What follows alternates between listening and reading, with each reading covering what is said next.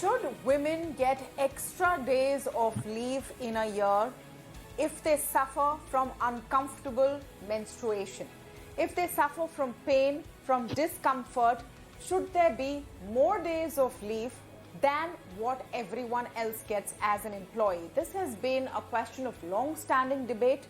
It was in the Supreme Court today, and while the Supreme Court says it does not want to get into it, it's a matter for the legislation, it definitely is up for debate, especially after a comment made by the Chief Justice of India, Justice Chandrachud. He was responding to something an intervener said in court when he said that if you grant menstrual leave, employers will be hesitant to get women on board. Now, in a country which already has an abysmal labor participation of females, that sounds like a bad idea. Why would you want to disincentivize companies from hiring women? But look at this from the point of view of whether it's fair. Are our workplaces right now actually encouraging women to come in?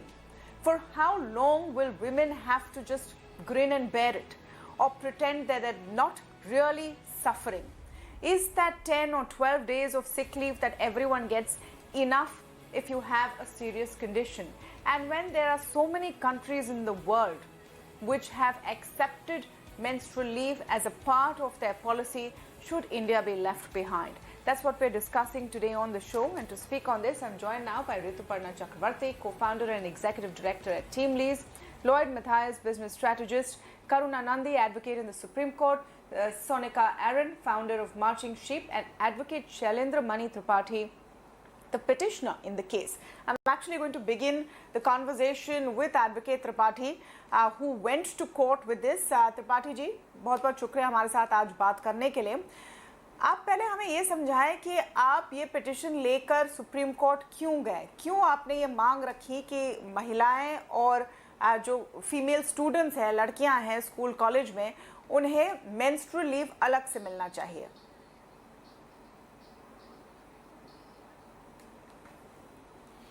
Actually मैंने ये समस्या शुरू में देखी थी अपने बचपन में. अपनी माँ को इस पेन से गुजरते हुए मैंने देखा था, और रिसेंटली मैं ट्रेन से यात्रा कर रहा था तो कोई फीमेल थी, उनको एंड्रोमेट्रोसिस कोई डिजीज होती है जो मेंस्ट्रुअल पेन से ही रिलेटेड है.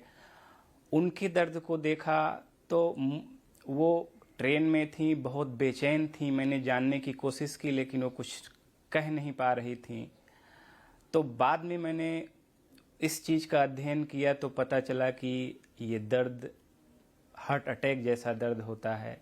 इन्हीं सब चीज़ों से मैं प्रभावित होकर सुप्रीम कोर्ट में मैंने रिट फाइल की, और अपने आसपास के लोगों को मैंने देखा था जहां मैंने ये समझने की कोशिश की आखिर इस तरीके के पेन कुछ लोगों को ज़्यादा होते हैं. तो इसके रिगार्डिंग मैंने इस समस्या का सॉल्यूशन ढूंढना चाहा, और मैंने उसी को आगे बढ़ाते हुए मैंने सुप्रीम कोर्ट में रिट फाइल किया. तो अब आप को कैसे ये बात आप आगे ले जाएंगे, जबकि सुप्रीम कोर्ट ने इस मामले में दखल देने से मना कर दिया है, कहा है कि आप वुमेन एंड चाइल्ड मिनिस्ट्री के पास चले जाइए, तो आपका अगला कदम क्या होगा?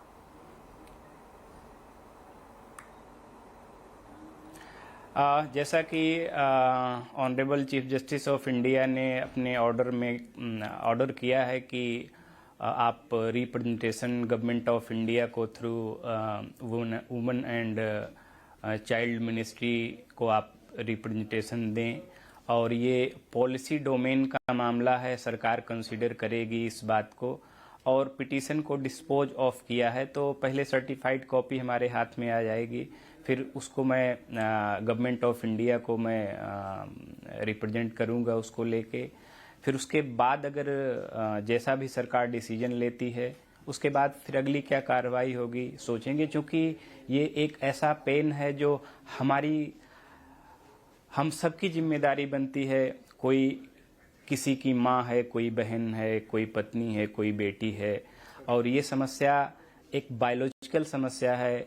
फीमेल इस चीज़ को सफ़र कर रही है, तो इस चीज़ को जिस तरह से हमें आगे बढ़ाना होगा, हमारी पूरी कोशिश रहेगी आगे बढ़ाने की.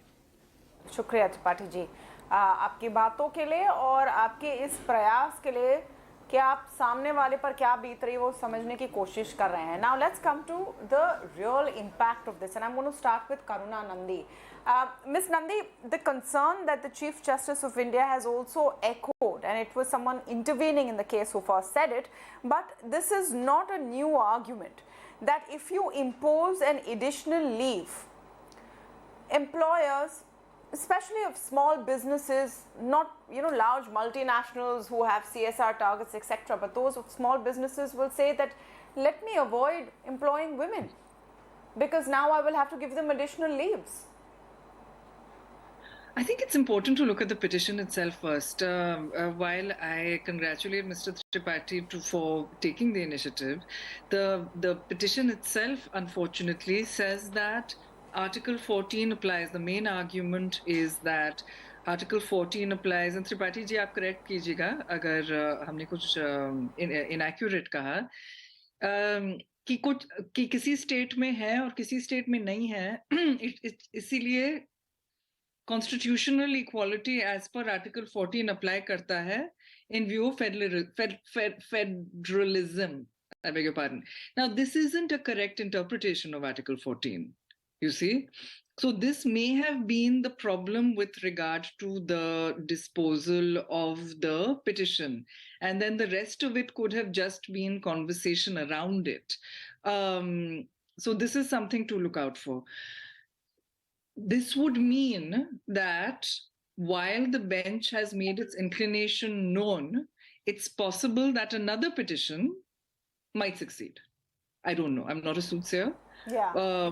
But that's something important to recognize. But Ms. Nandi, that's the legal part of it. The fact is, in a sense, that the Supreme Court is right when they say it's a legislative decision to make. Furthermore, it is actually a policy that companies need to implement. And that is where it gets stuck. Companies are also ruining that they have to give maternity benefits of up to 6 months. We have one of the highest in the world. That's a good point. They're cribbing about this as well. Absolutely. They're also cribbing very much about the requirements of having a policy around the prevention of sexual harassment, right?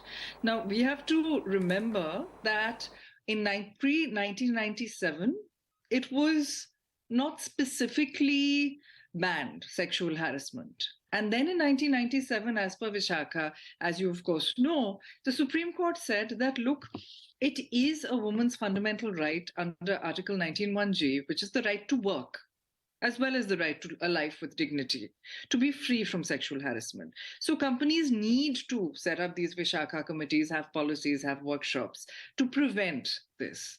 So I guess the question that one has is that could a constitutional court in such a matter do something similar? In my view, they could, because where we have a fundamental right, where there is women, all women have menstruation. Some women have very painful, a large proportion of women, in fact, not the majority, but a large proportion, have quite painful menstruation. Now, there are models out there in terms of Spain, for example, which says that you have to produce a doctor's certificate, right? Yes, it would be far preferable for the government to legislate it, but in the absence of legislation, can we say that companies should be allowed to place burdens on women that are unfair? Now, I'm saying that this does need additional thought, because where you have chronic illness like cancer, or where you have other kinds of chronic illness that are akin to endometriosis and allow you to work, but don't allow you to work in the same way all 30 days of the year, should it be extended to that? So that is a question that I can see maybe weighing in people's minds. And of course, a policy decision is always better left to the legislature. But if the legislature fails to take a decision, right, in a matter of fundamental rights, that is merely a neutral fact, as per Justice Nariman in also the point that the petition makes. Bihar, for example, has had a policy of menstrual leave. Some companies have a policy of menstrual leave. There should be an equal playing field. for women across India, and then there is no question or no sort of clarity on what happens to those going to school, college, taking competitive exams, etc. Let me get in Rituparna Chakravarti. So that doesn't work as a legal argument. Sure. Let me get. This is beyond, I think, the remit of legal. The beginning of our talk point. The beginning of our talk point is the legal argument, but this is also a question. Tripathi ji, मैं आ रही हूँ आपके पास. This is also a question of what we want to do and stand for as a society. Tripathi ji, मैं आऊँगी आपके पास. मुझे और राय ले लेने दीजिए. Rituparna Chakravarti, co-founder and executive director of Team Lease, is also with us. And Rituparna, I'm keen to know your views on what this means in real terms, because the companies who have come forward with specific leave policies, and there are several of them in India as well, they get great headlines, they get the claps and the good reviews. But practically, do you actually see this concern playing out, that less women will be hired if menstrual leave becomes a policy in this country? So I've been thinking how to respond to this whole debate without sounding insensitive for a while to the cause of women. But I think we have to keep in mind that India is at the bottom pretty much in terms of labor workforce participation, right? And some people might make an argument of the pandemic, but it's a fact that over the last 1 year, women labor workforce participation has deteriorated from earlier years. We have this looming impact of Maternity Benefit Act, which I don't think corporate India and women in general and have not been able to get over yet. Clearly, some of our studies suggest that it has acted as a deterrent in terms of hiring women. Now, the thing is that there are many issues ahead of women in terms of improving women workforce participation. And I'm not being at all insensitive as a woman myself about the problems that women go through because of the pains associated with the entire debate of menstruation. But I think we need to really pick our battles. And I personally feel that there is so much more that we have to do in terms of getting women rightfully into the workplace and in work of dignity, because India is struggling with more women in the informal sector where they have really no rights at all. I mean, forget menstrual leave, they don't even have a washroom or a loo or access. So I think we really need to step back and think about the materiality. Is it an either or, Rituparna? Is it an either or? Well, I personally feel that we all have to pick our choice. I mean, this is a matter of choice. It's about 10 things that have to be done for women, but it's always going to be a prioritization game, Tamanna. We can't expect all 10 to come our way. So it's about which one are you going to pick and prioritize and which one you're going to drop out. I personally feel we have to make every effort to make every woman out there who's joining the workforce into the formal sector. And anything at this point, there is a quantity problem. Let's solve the quantity problem before we move into the quality problem. And anything which acts as a deterrent, we have to weigh our options very carefully. Again, my heart goes out to all the women, and I've seen my friends, I've seen many people who have gone through this. But, well, one sliver of hope is that, and of course, it's for those who have the liberty and the flexibility. We today have work from home, and employers are far more liberal. You know what, Rituparna? You fall back, you lose out because of something that you can't help. And is it not society's, responsibility as well to take everyone along? Isn't this a form of discrimination?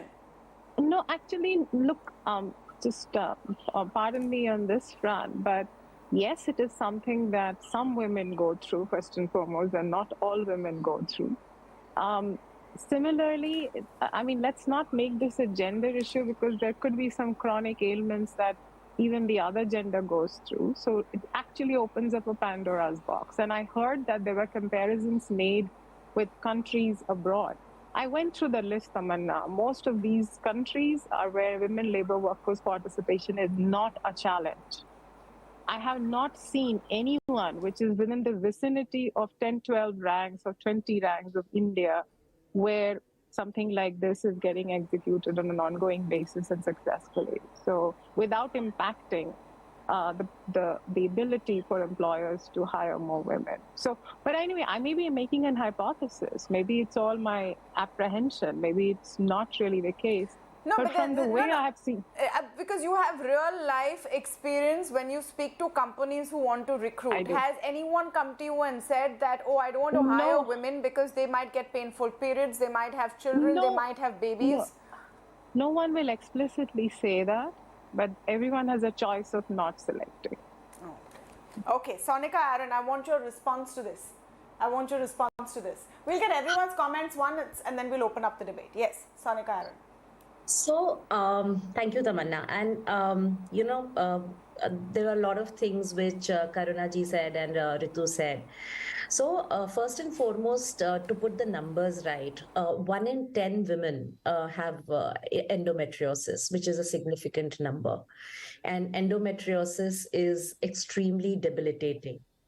70% women have dysmenorrhea, which is mild to severe discomfort in first 2 days of periods.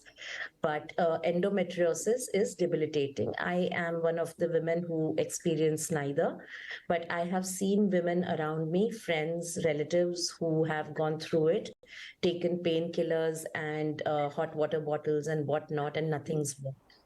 Now, this starts from early teenage years till they hit menopause. Now, this is a good 40-45 years.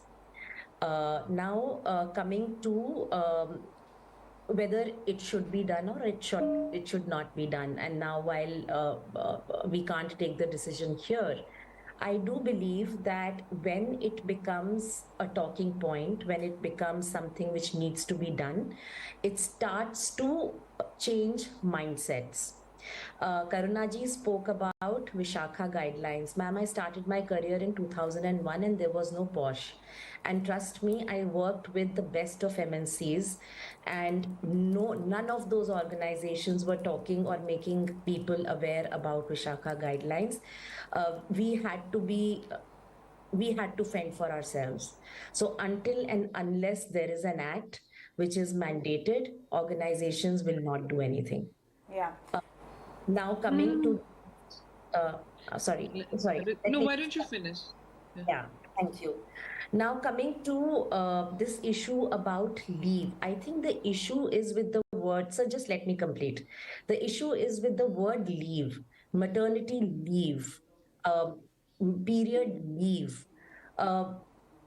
When women go on maternity leave, it's not like they are Netflixing or binging or having they are taking care of babies, they are up all night, they are practically going through a lot of एक minute Tripathi ji सबको बोल देने दीजिए, फिर हम debate को खोल देंगे। सबको एक बार अपनी बात बोल देने दीजिए। जब पीरियड लीव भी अगर कोई लेगा एक्चुअली वो लॉ क्या है वो मैं क्लियर करना चाह रहा था। हाँ, हम आएंगे आपके पास जी।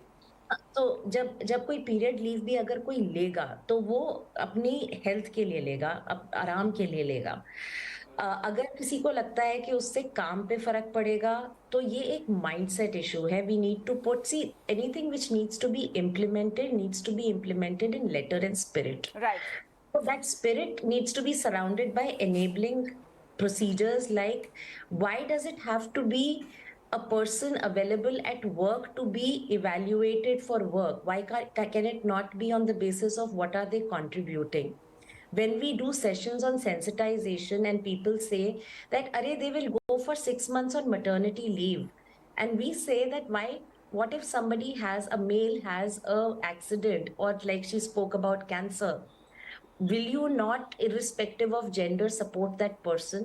And this is not a women issue only. Any person who has a uterus, this can also be a transgender person or an intersex person. Right. So I got your point, Sonika Aaron, that you're saying that this should be there. You know, since you spoke about endometriosis and all of you all have spoken about endometriosis, it is debilitating. I know because I have suffered from it. I've taken treatment from it. I've had surgery for it. And I'm saying this on national TV today, but I have been blessed to have worked with companies and leaders who have understood and not let that hold me back. And that is very, very crucial. That you look at an individual for what they contribute, not whether they have a uterus or not. Because you brought it up, I thought I should share that. Lloyd, please come in on this debate. Should the worth of an individual be brought down to what their gender is and only what they're contributing maybe to your P&L? Certainly not, Tamanna, and thank you for that interesting share. I think the reality is that we all need to make our workplaces more inclusive, and to that extent, we have to also take into account the biological differences, the fact that there is a need. Having said which, I just want to go back to a point that Rituparna made. I think it was the fact that while large companies, should this be legislated, will easily fall in line and be able to handle it, I think the challenge comes is in the mindsets of smaller companies and early stage companies who this, let's say a female employee, technically being on leave 24 more days annually at an average of 2 days a month would be an impediment. So the reality of the issue is that smaller companies may keep this as a trade-off. And exactly as you said, it's the larger companies who take this along because for them, diversity, equity, inclusion, ESG metrics are relevant for their stakeholders. But for smaller companies where this tends to be a little borderline, will always be a pushback. I just want to read out the list of companies that Mr. Tripathi's petition mentions, and I'm quoting from his petition, which I've given this. This, of course, includes Swiggy, Zomato, Byju's, Culture Machine, Maxter, Mathrubhumi, Wet and Dry, Industry ARZ, Horses Stable News, Fly My Biz, JaipurKurti.com, Orient Electric. There are a lot of companies here who are not in your, Fortune 500. So all I'd say, Tamanna, is that these are certainly enlightened companies, and I have absolutely no doubt it could go down the spectrum. It's not necessarily a Fortune 500, but I would say that there are a lot of other companies, maybe larger, family-driven concerns that may be listed companies that may have reservations. And like Rituparna rightly said, they might not explicitly state it so, but this could impact their hiring. And at every stage of this woman's journey, right from when POSH guidelines were issued, or when, let's say, India went from the 3 months to 6 months on maternity leave, I think there have been issues of a little pushback. So I want us to recognize that aspect.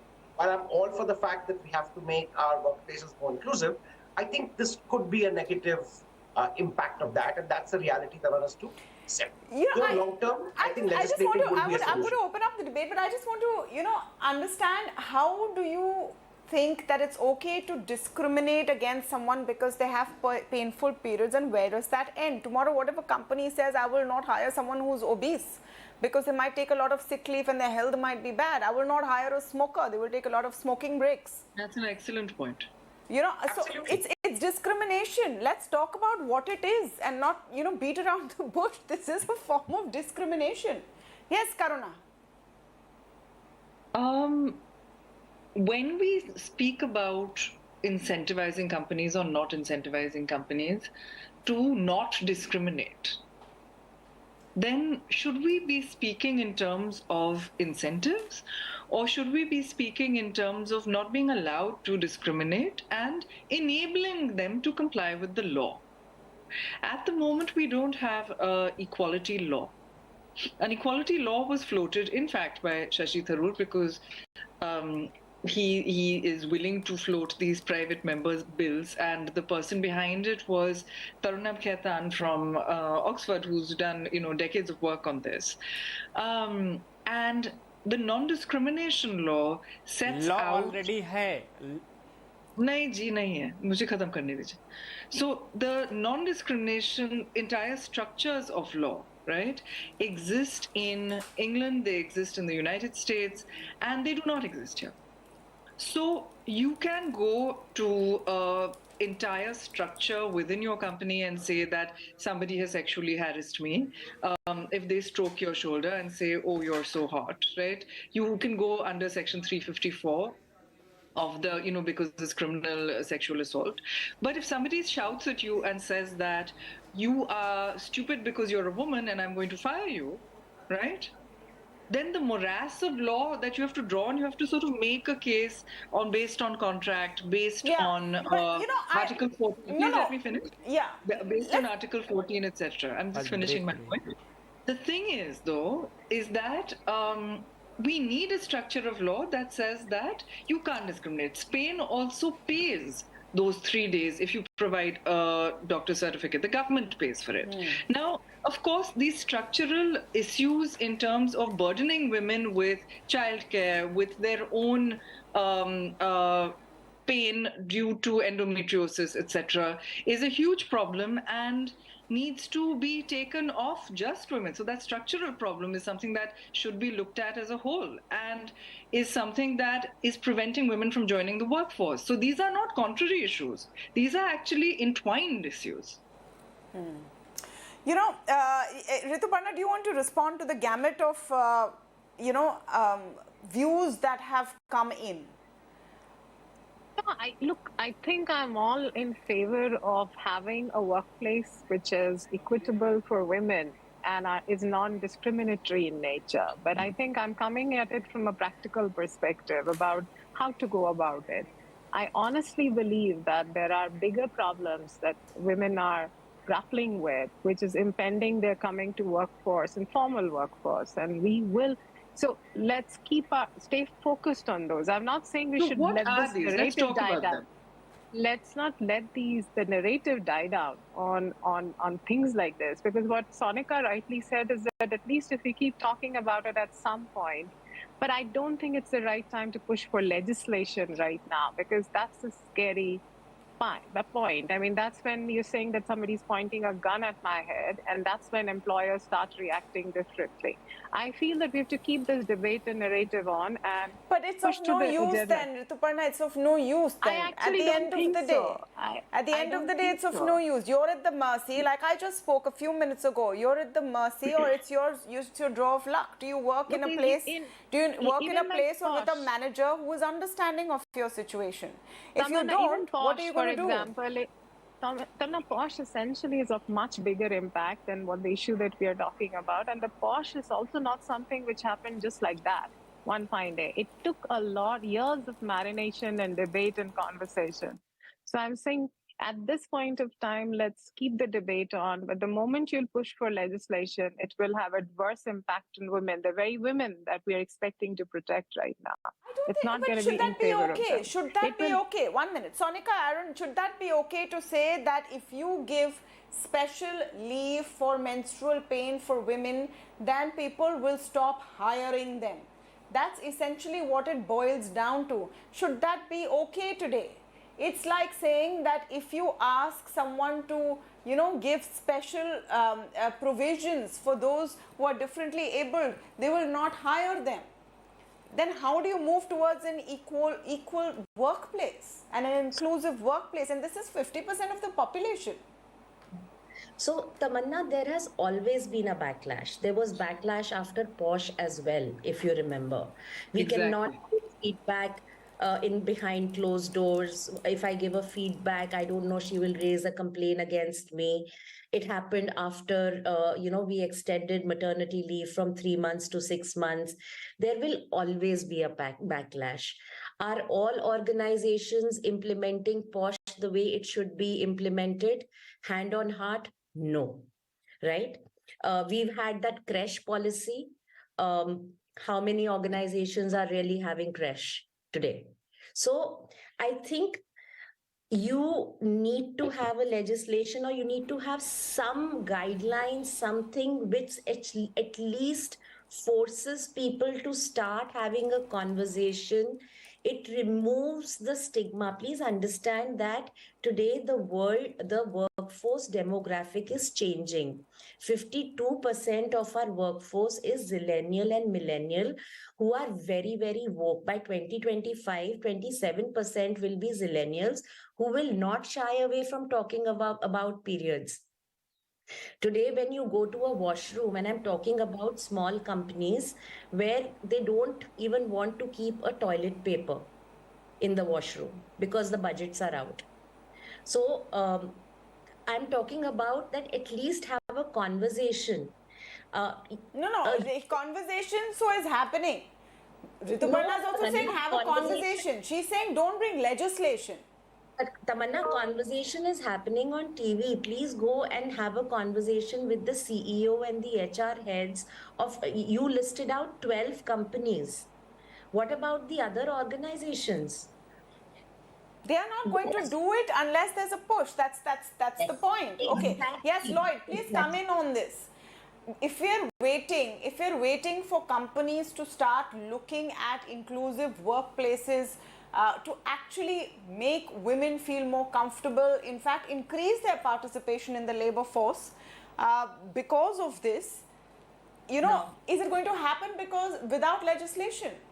No, it's not just about... One sec, Lloyd, questions to Lloyd. Yeah, I don't think it's going to happen without legislation. But I think the fact that companies will have to take this into account, and maybe not a mandate, but a lot of enlightened companies will begin to accept now with this conversation going mainstream. I think a lot of companies will have to accept the reality of a gender inclusive workspace. Having said this, Tamanna, I want to re-emphasize the fact that a lot of companies, when they look at their labor output, will factor this in. So as much as we want to keep that out, the idea is not to make the workplace discriminatory, but the fact is companies are also looking at productivity target. Okay, I just want to come to that. I want to understand how they will factor it in, because it is not necessary that because you provide this opportunity, it will be taken every month by every woman. It's like your 6-month maternity leave. If you have 50% of your workforce as women, they're not all going to go on maternity leave together at the same time. So everyone is not going to have a painful period and have to take that leave every month all at the same time. How will you factor it in? Is it actually going to be a very big factor at the end of the day in the number of hours lost? I'm not sure it's going to be a very big factor, but it's certainly going to be a significant factor. No, it's not. It is not. No, if you know how women's periods work, it's not. Tamanna, there are professions where employees maintain a time log. The company bills its client basis the amount of time an employee spends. In an organization that is predominantly women, if this legislation were to be passed, then you're actually having to factor that you might need to employ more people to deliver the same amount of resources to your client in terms of time. And that's a hard number. That's what the markets are going to recognize when they evaluate. I want you to come in, on that point that Lloyd is making. Suppose you have professions that bill by the hour. I think legal counsel is one of them. So if you have today, if you have a lot of women employees, and if they have to take menstrual leave, does it impact your business, or will it impact your billing? So we have small teams of in chambers, right? So we have lawyers working with us, not as employees, but as the Advocates Act and the Bar Council rules require, we have retainerships. Now it's all a bit ad hoc, and the way we work is that if it's if there's pain and you need leave, then you get leave, right? Does it impact productivity? I actually think that if you take away, if people are feeling well and not having to put in FaceTime at work unnecessarily. So we have very frequently, when it's possible, a hybrid way of working. When you have to go to court, you have to go to court. We have particular office days. But we find that productivity is just much better when people are feeling well and they're happier, right? Plus, in the past, in the sort of long past prior, I have worked in workplaces where you have to go between a particular time and a particular time, and you have to put in a certain amount of face time, and there are days during which only little bits of work, let's face it, right? Bits of work that happen. Now we hear a lot of people saying that, oh, I have a lot of sympathy with people who go through a hard time, and let's focus on other issues. What are these other issues? Yes, we have huge numbers of people in the informal workforce. For them, with regard to the Prevention of the Sexual Harassment Act, there are local area committees that need to be set up. Most have not been set up by the government. These are incredibly important to be set up. Now it's become acceptable to say that companies will not be allowed to discriminate regardless of whether this incentivizes or disincentivizes them to fire women, right? They cannot fire women because they want to sexually harass them. Let's be clear about that. Why is that? Because there is a law. So where does that bring us in terms of period leave? I'm not saying that the question of period leave is entirely clear-cut, because should the person who has another kind of chronic disability not get the same leave? Perhaps they should. It's very difficult in my workplace, for example, and in other workplaces to have the kind of work-life balance that I think that, we should be moving towards in life, because law is a very, very demanding profession. However, in a situation where you have the kind of female workforce participation rate, where we have brilliant anchors like you who have been enabled to rise to the top because of employers who understand that you have to deal with particular types of you have to support people who are dealing with particular types of issues in order to unlock the massive contribution that the women of our country should be bringing and to the table. Let us look at this in terms of a cost-benefit analysis and the way the economy is losing out because the government is failing to support women in the workforce in multiple ways. Rituparna, I want your response to that. If you allow people to take time off when they are in pain, will they not eventually be more productive? Will you not, in the longer run, be actually unlocking potential? If someone has a 20, 30-year career, if they take 1 or 2 6-month leaves to bear children, equivalent of a few days or maybe equivalent of a month of painful period leave, does it make a difference, or is it better to just cut them out?